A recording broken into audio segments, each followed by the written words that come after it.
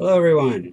Okay, let's do some example problems involving vectors first. We'll do some vector kinematics after that, and then we'll go on to projectile motion.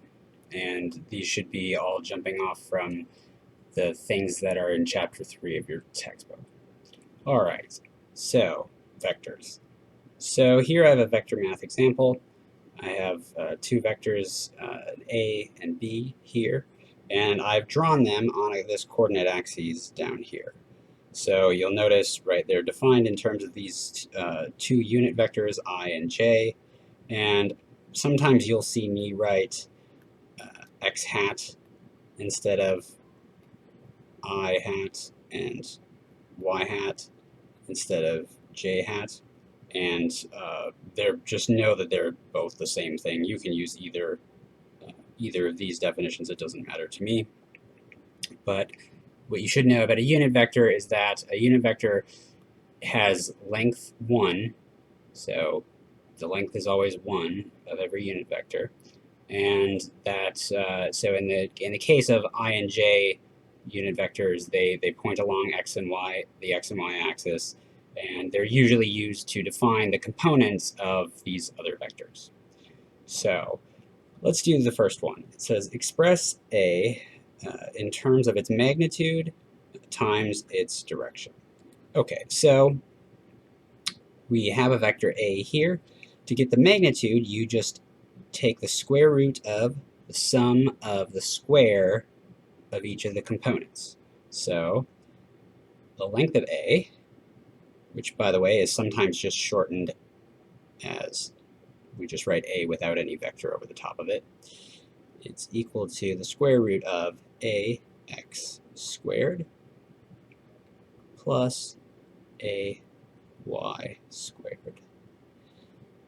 So that would be, plugging in numbers here, minus 9 squared plus 3 squared,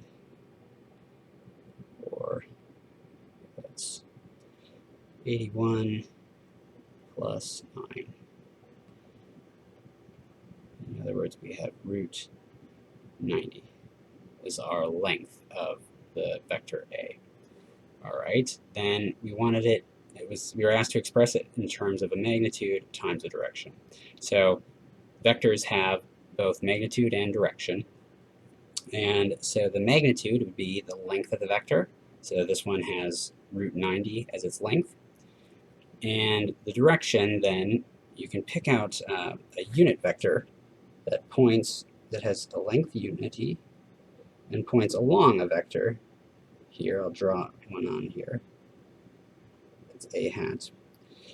So to get a unit vector pointing along a specific vector, all you have to do is take the vector itself and divide by the length of that vector.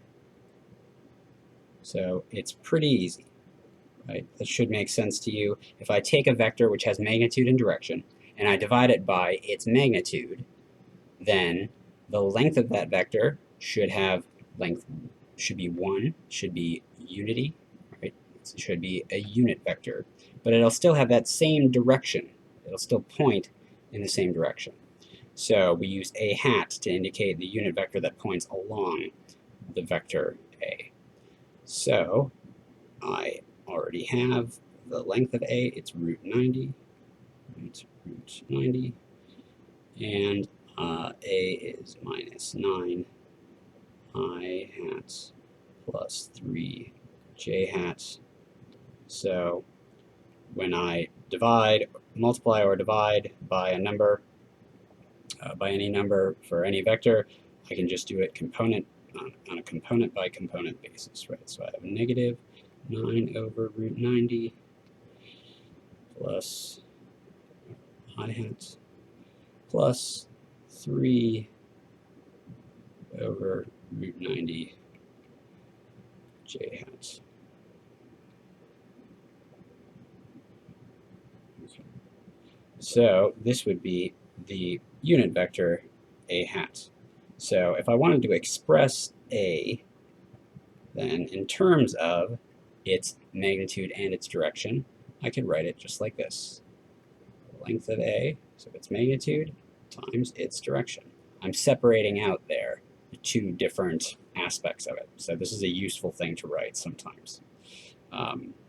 So what I would then have, right, is a root 90 times this negative 9 over root 90 I hat plus 3 over root 90 j hat. Okay, so if it's not obvious right away why anybody would want to do this, you'll see as we go along why it's useful to use this notation here. Okay, so this is my answer to part A. So put a box around that, that way whoever's grading my work will know. There we go. All right, so the A and B here are drawn on the coordinate axes, by the way, in these colors that I've circled them over here. And so you can see, right, A is the vector is -9 in its x component and 3 in its j component. So that's the way that it points, right? It points -9 this way, up 3.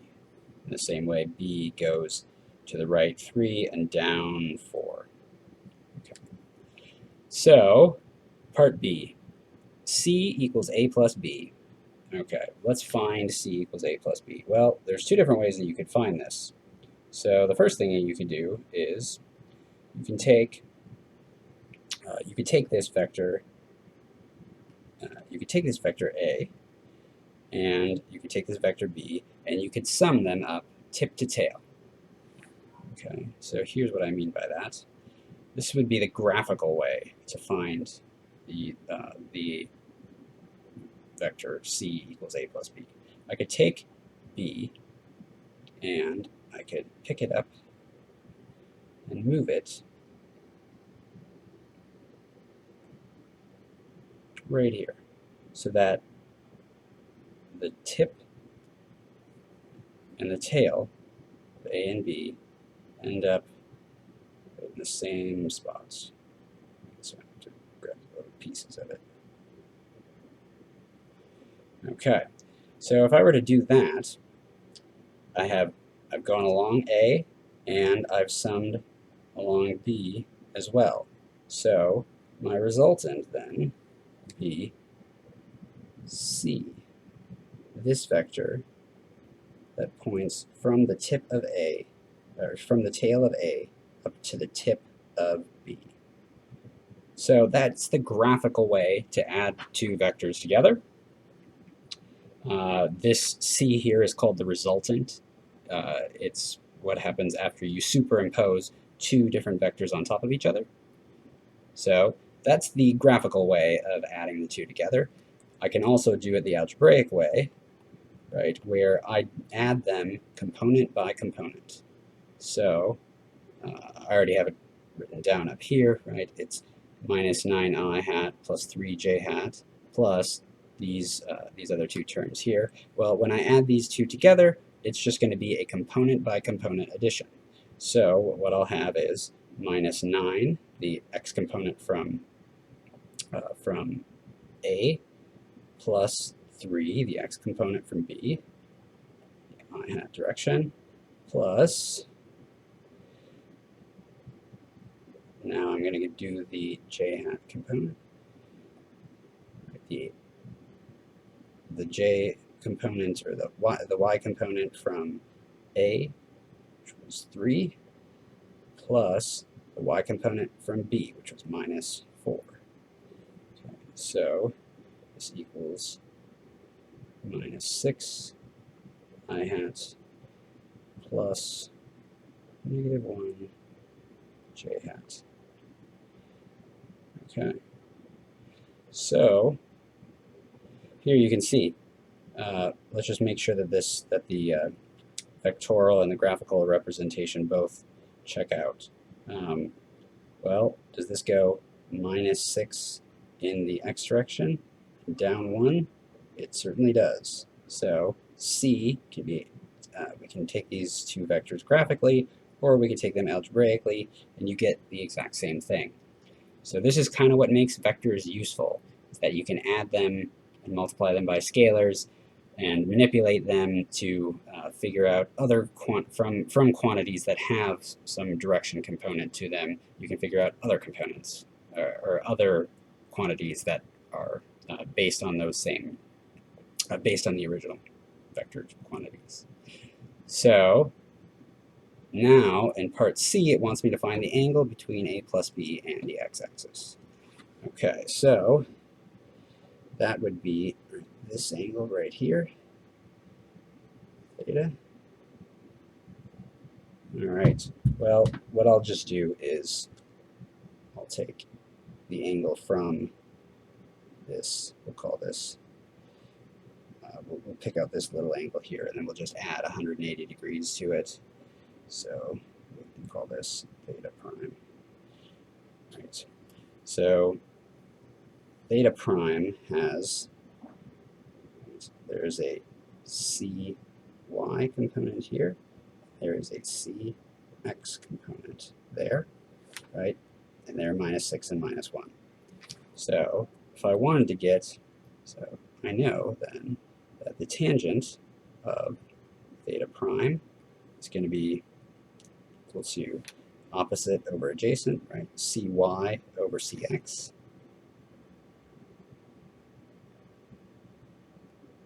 Or, in other words, -1 over -6.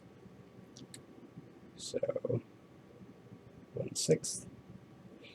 Okay, so theta prime then is the inverse tangent of 1/6, 9.5 degrees. And so I need to add then on the 180, because I took the angle from the negative x-axis rather than the x-axis. So that would imply that theta equals 189.5 degrees. Put a box around that. All right, so that was part C. Let's go on to part D. Just before I do that, though, I just want to point something out. So earlier I took this vector b, and I just grabbed it and I slid it up over here, and I told you that that was b. And you might be wondering, well, can they both be b? The thing that exists here and the things that exists over in the original spot? And the answer is yes. So vectors have a magnitude and they have a direction. However, they don't really have a well-defined position. You're supposed to be able to slide them around. So this vector b, even when I move the location over here, its magnitude is the same, its direction is the same. So it's the same vector. Okay, so now let's do part D. So part D asks you to find the vector d, which is 1/3 a minus b. All right, so whenever you multiply a vector by some scalar quantity, you just take that scalar quantity and multiply it to each one of the individual components. So that's simple enough for a. What about when there's a negative sign in front of it? So if you have b and you want to find minus b, all you have to do is just flip it in the opposite direction. So if I flip this thing around, it looks like upside down b, but that's negative b. Negative b has the components minus 3 I hat plus 4 j hat. Once you distribute through all of distribute the -1 through each one of the individual terms. And I want to take minus b and add it to 1/3 a. So a is negative 9 I hat plus 3 j hat. So 1/3 a. 1/3 a is distribute the 1/3 to each component, negative 3 I hat plus 1 j hat. All Okay, and I already drew one of those over here. Take this, and I can move it, and I add it onto negative b. This will give me a resultant vector that points up from the tip of the original one to the tail of the final one. That would be vector d. Okay, now what if I instead took 1/3, so here I have basically 1/3 a plus negative b. So if I had done it in the opposite order, it would look a little bit different as I'm doing it, but I could take this minus b and slide it over here, and then I could take this 1/3 a and slide it up over here, and you'll see that I would end up in the same spot. So it's the same vector d equal 1/3 a minus b.